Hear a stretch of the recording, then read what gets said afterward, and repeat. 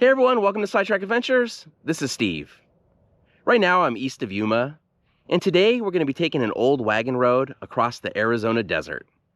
Now this road was once the primary means of travel through this area, but it's been seldom used over the last century. Along the way, we should come across a long-forgotten ghost town, and who knows what else. But as the day goes on, the temperature is only going up, so let's get on the road. We are starting today's journey right off Interstate 8 in La Guerta, Arizona.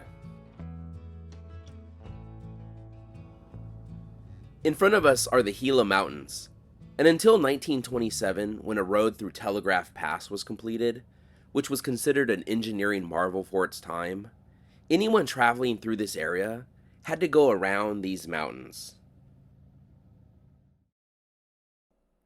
That included Spanish explorers, early travelers by stagecoach, the railroad, and even early auto routes such as the Bankhead Highway and Highway 80, the nation's first all-weather coast-to-coast highway. Unable to go through the mountains, travel was forced to skirt around them. That is the path we are going to be taking today, the same path anyone traveling through the area up until 1927 would have taken.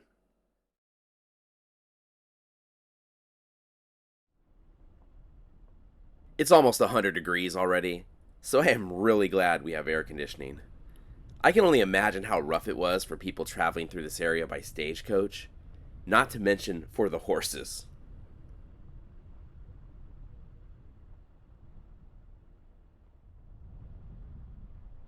I was looking at an old map from the 1850s recently, and it had this area, and most of what is now southern Arizona, labeled as uninhabited. But of course, that wasn't the case. Like most early roads and trails through the desert, this road follows trails used for centuries by Native Americans. The Quechan lived in the area, and they would trade and war with other native groups to the east, such as the Pima and Maricopa. So this area was actively traveled long before European contact. In 1774, the Spanish explorer Juan Bautista de Anza passed through here on his way to the Pacific coast. With the Gila River just north of us, the availability of water was another great reason to avoid the Gila Mountains.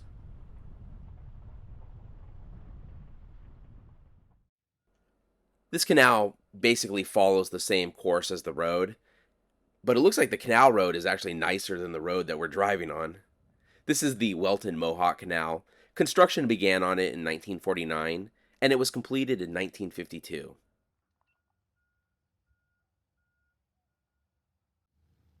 Since this water is coming from the Colorado River, that's why you could find seashells out here.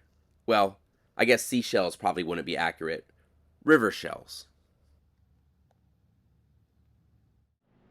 You can see the old road in between the railroad and the canal.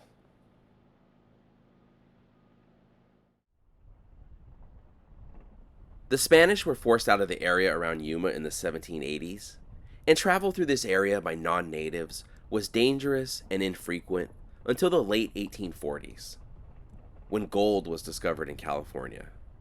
Then the floodgates opened. This route would become known as the Southern Immigrant Trail. What is now southern Arizona became part of the United States in 1854 when the territory was purchased from Mexico in the Gadsden Purchase. The goal of this purchase was to secure the route for a southern railroad, but with growing tensions between the northern and southern states back east, no construction on the railroad had begun. In 1858, as a substitute for the railroad, the Butterfield Overland Mail stagecoach was established. Even though this road had already long been in use by then, even today on maps this is listed as the Butterfield Stage Road. It is worth noting that the San Antonio to San Diego mail line started coming through here a year earlier in 1857, but once the Butterfield Overland Mail started, it took over the route.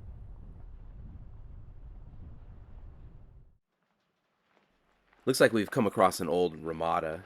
For anyone who doesn't know, a Ramada is kind of just a shady area that has a roof but no walls. That's why I never stay at a Ramada Inn. This looks old, but it doesn't look like it goes back to stagecoach times. If I had to guess, this would have been built for miners or farmers. But then again, I don't know. The mountains are a little ways from here, so it's a little far for miners, and as far as farmers go, it doesn't look like there are any farms anywhere immediately near where we are. Looks like there was some sort of sign here at one point. I guess this could also date back to when this road was in use, kind of as a rest area for travelers. It's definitely interesting because there is nothing else around us. Then again, that probably makes it a great location to put up some shade.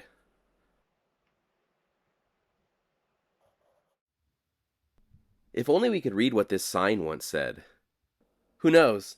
Maybe the sign would explain why somebody would feel the need to nail what looks like the top of an oil bottle to it.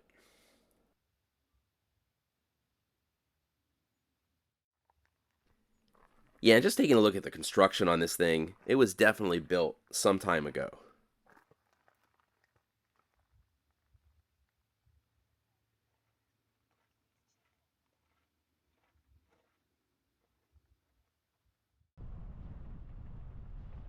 Getting back to the Butterfield Overland Mail, John Butterfield was awarded a $600,000 per year contract for semi-weekly mail service between Missouri and San Francisco. The Butterfield Overland Mail would be the longest stage line in the world and would be traveling through an extremely inhospitable environment.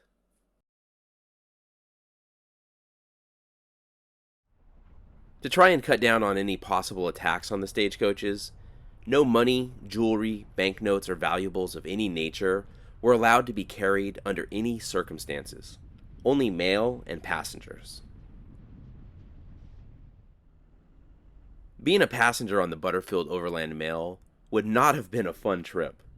The stage ran 24 hours a day and did not stop so that passengers could sleep. They would only stop at stations long enough to change out the horses and drivers and load or unload any mail or passengers. If you rode the entire distance, it was a 25-day trip, with the only sleep coming in the stage as it traveled on rough roads. One famous writer was Mark Twain, who wrote about his experience in his book, Roughing It. Overall, the Butterfield Overland Mail was only around a short period of time. On March 12, 1861, the Overland Mail Company contract was ordered to be transferred to the Central Overland Trail because of the start of the Civil War. I think the importance of the Butterfield Overland Mail is overlooked these days.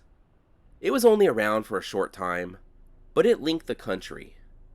In the 1850s, while what is now Arizona and New Mexico were territories of the United States, they were basically foreign countries that had no connection to the rest of the nation. The Butterfield Overland Mail changed that. This has a date of 1926 on it. The railroad through here was completed in the 1880s, so this is a bit of a newer upgrade, I guess, even though it's a century old now. But the reason I stopped here is because here you could see some of the evidence from the mining days. It looks like this is where they would have loaded the trains from the mines. Gold was found in the area in the 1850s, and Arizona had its own gold rush, and then it picked up again in the 1890s.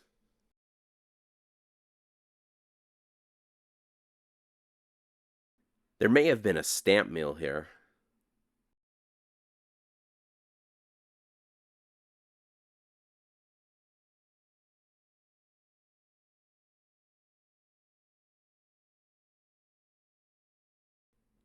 And all through the mountain above us, it's just filled with what looks to be mines. But I'll fly the drone up there and we'll get a closer look.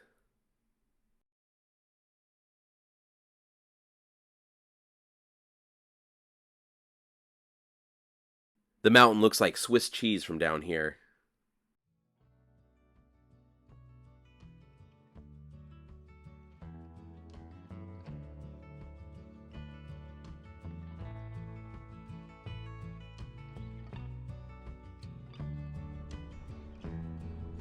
Even after the Butterfield Overland Mail, this road would remain the main route through southern Arizona when traveling by stage, but eventually, most people would take the railroad.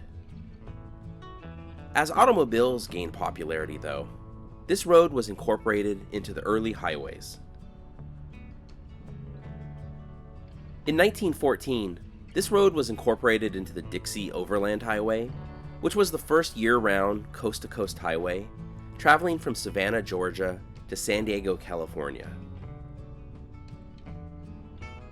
In 1916, the Bankhead Highway Association was formed to promote a cross-country highway between Washington, D.C. and San Diego, and this road was incorporated into the Bankhead Highway as well.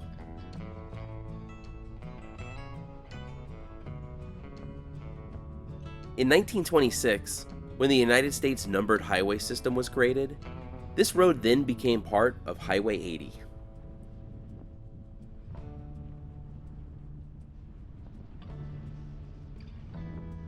It's kind of interesting. A lot of old highways follow the course of the railroads, but this is one case where the road came long before the trains.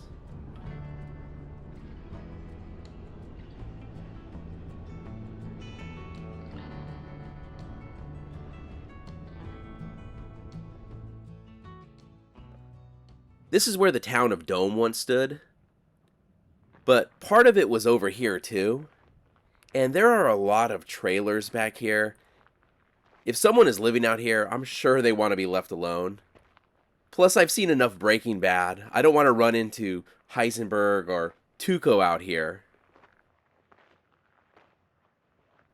It looks like they've built kind of a makeshift fence with found objects. There are no trespassing signs or anything, so maybe we could go in there, but it's always better to be safe than sorry. Like I said, those trailers back there really creep me out, so I think we're going to stick with the other side of town. Hopefully we're not missing out on anything good, but I think the town is mostly just foundations at this point anyway. People always ask about rattlesnakes or animals. And I'll tell you, a random trailer out in the middle of nowhere is way scarier than any animal. There's a foundation here, and it looks like it has a pretty steep drop here. There's a ladder down there. I'm not going to get too close to the edge because I don't know how stable this is, but we'll take a look over the side.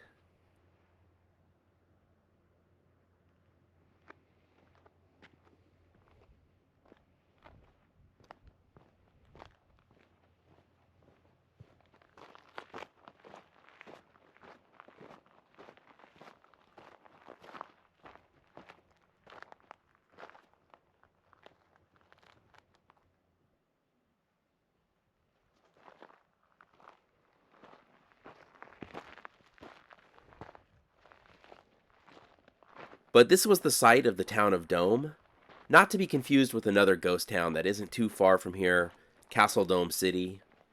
Both towns were named after the same mountain. This was originally called Snively's Stage Station, or Snively's Ranch, named for Jacob Snively, who found gold near here in 1857 and started the Arizona Gold Rush. Some places online state that it was called Swiveller Station, but that was just a misspelling in a report from 1858. It was never called that. And it's still called Dome by the railroad. When the railroad was built, there was a railroad siding here, but there was also a post office here, so this was an actual town. And the rest of the town, we're going to have to cross the tracks for. Alright, so we've crossed the tracks, and there are some more foundations over here. This one actually still has a few bricks left. Near here was also Gila City, which is where the true town was in the 1850s, but any trace of that was lost when the canal was built. The stagecoach station was here at Snively's, but Gila City is where the post office was until 1863. In 1862, the Gila River flooded in what was appropriately named the Great Flood of 1862, and most of Gila City was destroyed. One report after the flood said that all that remained was 3 chimneys and a coyote. Since the town was a gold rush town, most people had already left to find their fortunes elsewhere by then anyway. With the railroad coming through and new mining interests in the area, this place was big enough to get a post office again in 1892. By then, it was being called Dome. Once the main road was routed through Telegraph Pass and this road was bypassed, the town was doomed, and the post office closed for good in 1940.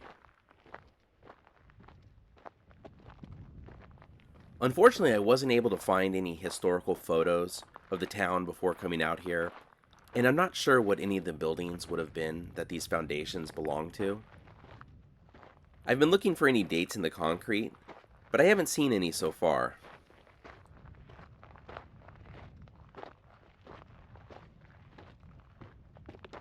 It's kind of amazing to think that what was once a town is now nothing more than a few foundations and piles of concrete.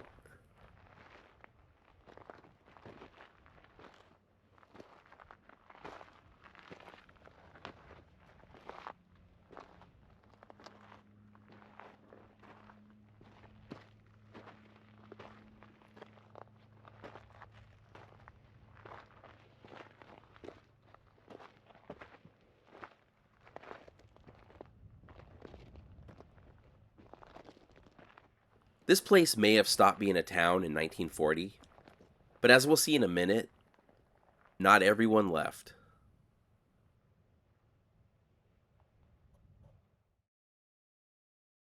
I'll fly the drone so we can get a better look at it, but there's a really good view of Castle Dome Mountain from here, which is the mountain the town was named for.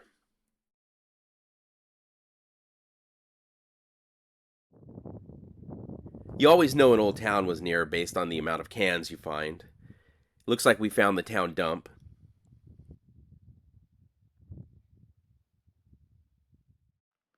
I always have to look around a little bit. This town was around until 1940, so maybe some kid threw away their Action Comics #1 or some rare baseball cards, and I'll find them.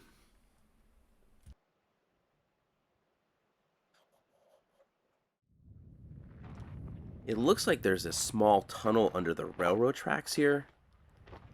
I don't know if this goes all the way through or someone just dug under the tracks for some reason.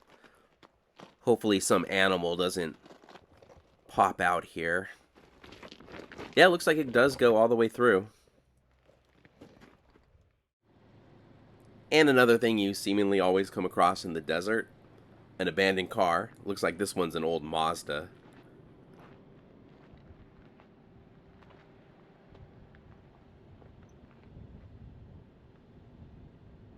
Let's take a look inside it real quick. These things are usually pretty stripped down, but this one actually still has its seats and, wow, even still has its radio. It has a sunroof. The engine has seen better days. I don't know how well it comes out on camera, but there's another trailer over there. So I'm going to do my best to keep my distance. What we're looking for should be down in this wash, though.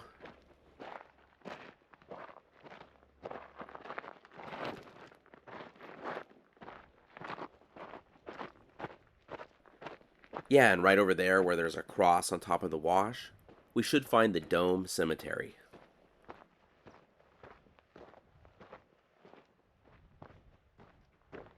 And there it is right ahead of us.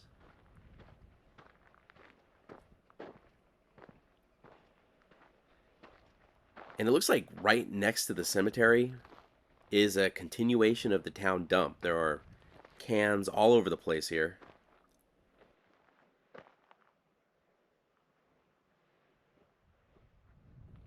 And there are graves right here.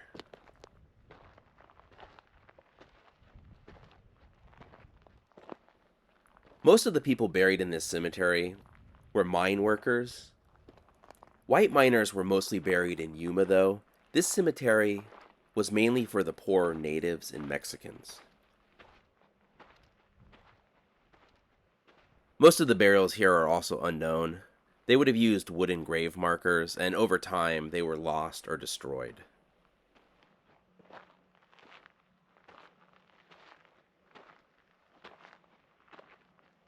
There are some modern markers here too.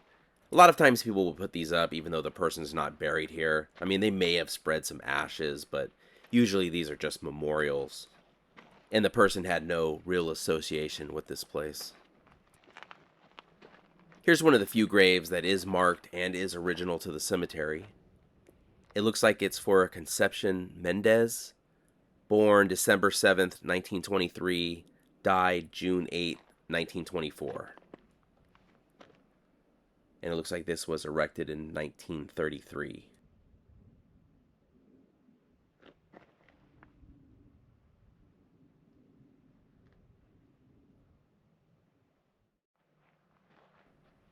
There are quite a few graves here, especially for a town that really wasn't around that long.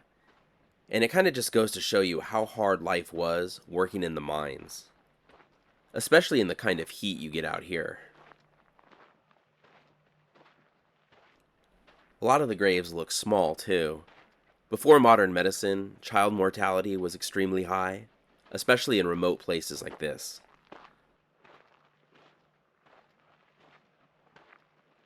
Here's another grave that's more than just a wooden cross.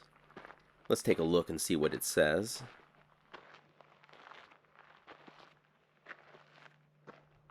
Well, like I just said, this grave is for Antonio Casa, born July 5th, 1943, died April 23rd, 1944.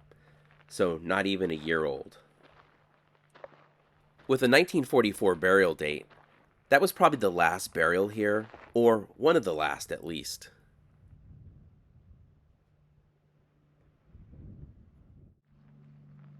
I guess I could have said one of the last human burials.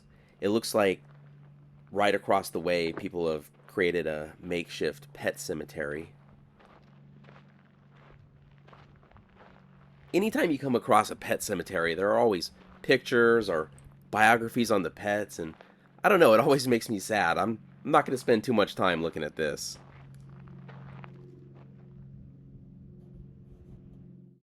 There's Castle Dome Mountain off in the distance. We have a train going by. And over here is where the town of Dome once stood.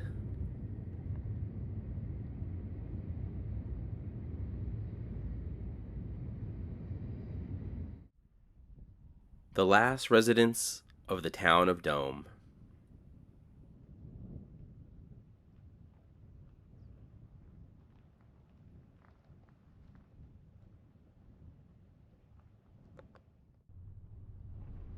This was only part of the numbered highway system for about a year. In 1927, the highway was routed through the mountains via Telegraph Pass, and the path people had been traveling for hundreds, if not thousands of years, had been bypassed. The new route cut out a lot of travel time, plus it was paved, and traffic through here died overnight.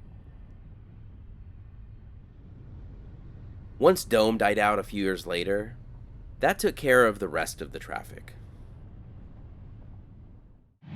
You find a lot of interesting things out in the desert, but I don't think I was expecting to find a boat out here today. Out by the Salton Sea in California, there's the story of the lost ship of the desert. Maybe people are just looking in the wrong spot. I'm sure there has to be better ways to get rid of a boat than to just leave it out in the middle of nowhere. Like, I'm sure if you offered somebody a free boat, they would take it, but that's just me.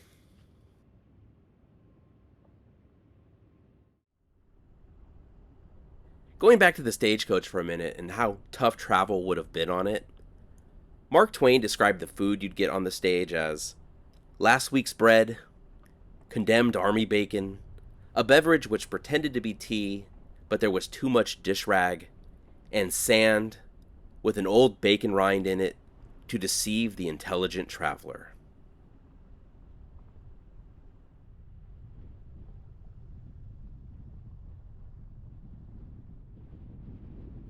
Once we got past Dome, the road's been a lot smoother than it was before we got to Dome. You could tell this part of the road is more traveled. It looks like we've come across a survey marker. A lot of times you'll find these along old roads. And it looks like people have been using the sign for target practice.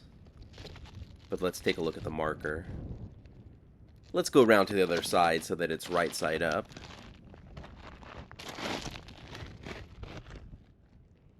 So it looks like it was placed here in 1927, and we are 177 feet above sea level. And this is the way we've come from. Here's the railroad, and that's the way we're heading.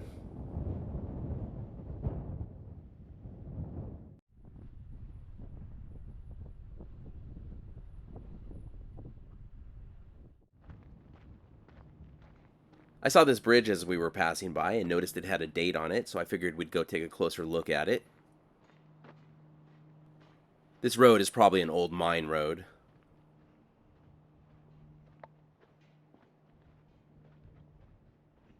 So we have a date of 1910 on this bridge. Aside from the graffiti, it's looking pretty good for being over 100 years old. When I see a road like this where it was important enough for them to build this bridge over it, I just can't help but wonder what's down this road.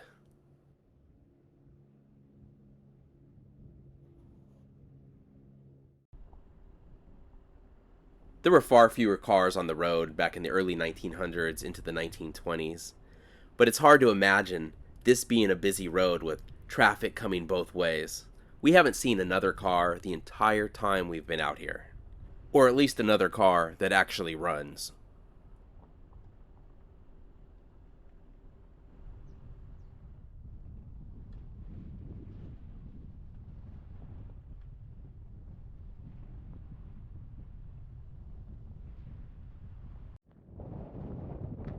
Right alongside the railroad track, there are some concrete structures.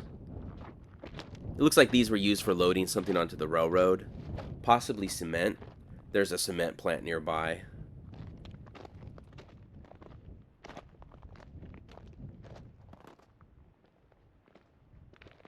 It doesn't look like they've been used in some time, though.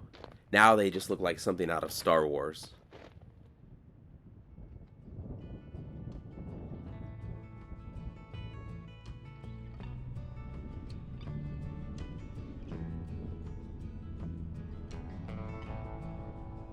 Here's that cement plant I mentioned a few minutes ago. We should be just about back to the modern roads.